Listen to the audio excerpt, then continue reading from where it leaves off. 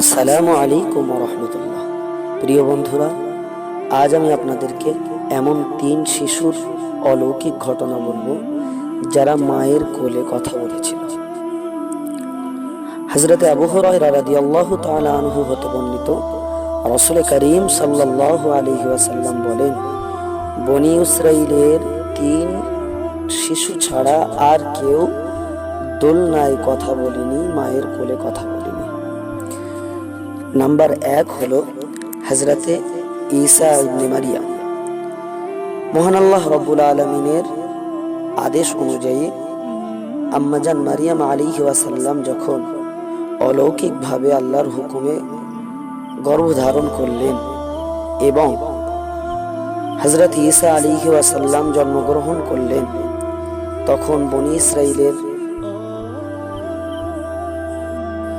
লোকজনরা হযরতে মারিয়াম আলাইহি ওয়াসাল্লামকে বিভিন্ন কুকথা বলতে লাগলো। হযরতে মারিয়াম আলাইহি ওয়াসাল্লাম দুঃখে, হতাশায়, চিন্তায় বিভোর হয়ে গেলেন।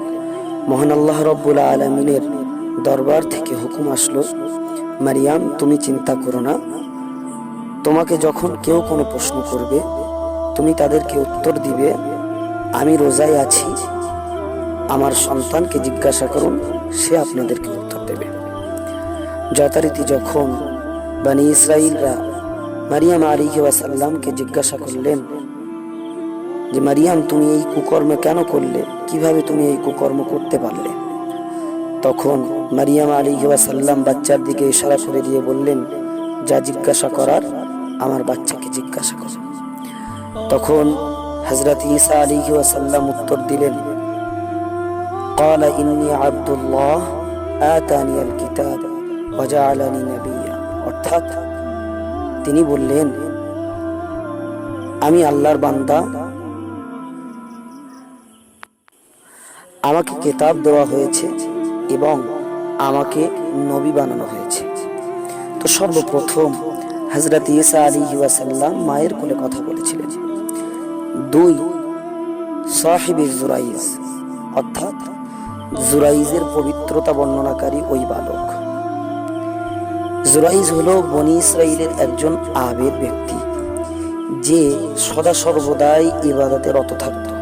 সে ইবাদত করার জন্য একটা ইবাদতগাহ নির্মাণ করে সেখানে সর্বদাই ইবাদতে রত থাকত। একদা তার আম্মাজান তাকে জিজ্ঞাসা করছেন, তাকে ডাকছেন, জুরাইজ। এমত অবস্থায় জুরাইজ ছিল নামাজে রত।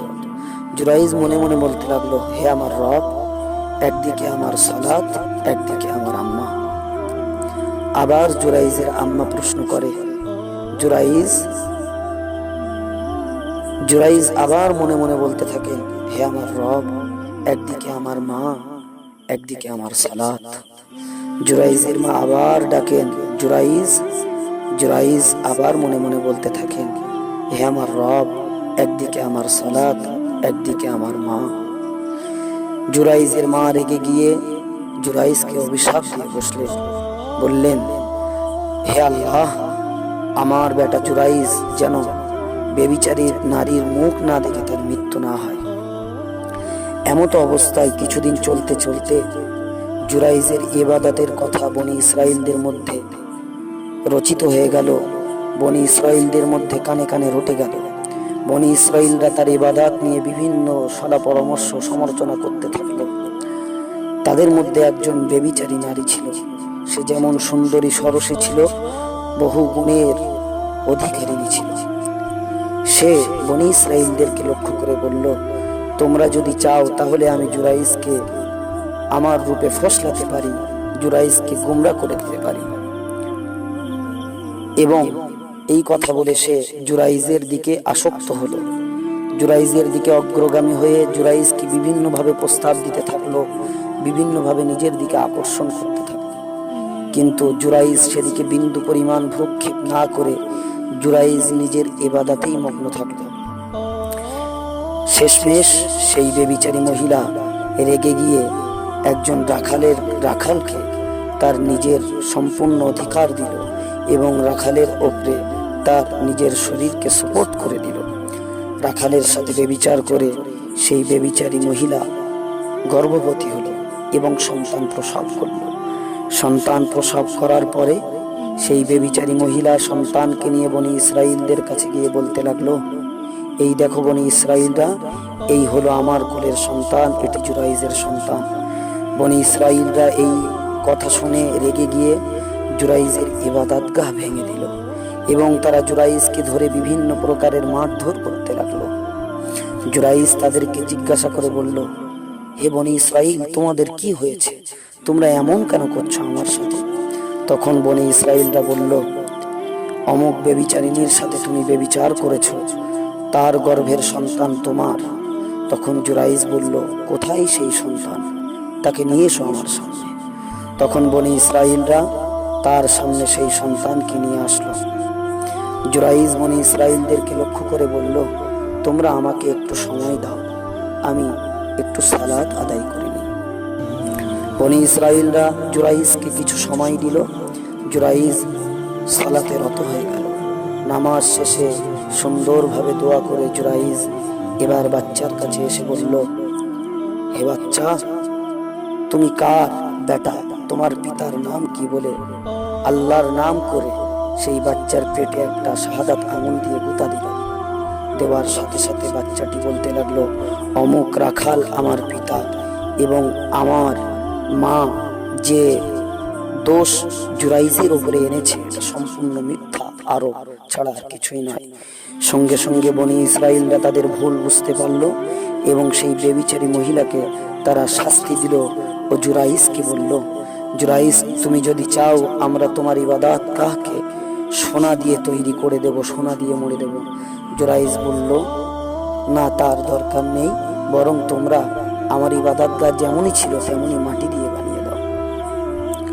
পরবর্তী ঘটনা হলো বনি ইসরাইলের এক শিশু এবং তার মায়ের।